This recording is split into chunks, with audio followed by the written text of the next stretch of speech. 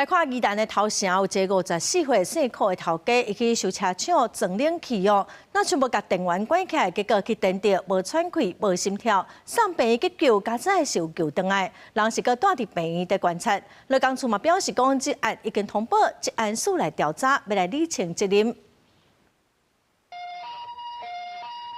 救护车向警示车去投射一间修车厂，要载受伤的人，因为一名细苦的冷气行头家，伫装冷气时，亲像无怪220伏的电源，阁无做好在延保护，无设立去电着。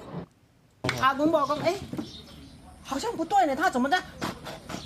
因朋友是看，不对，他电到了。业者表示，头家放电着倒伫涂骹了后，卫生局一直带，是通报救护车送医，万失去生命现象，好在在经过急救，恢复喘气心跳，目前也在住院观察。基本上一定就是先关电啊，不管你，除非你只有做简单的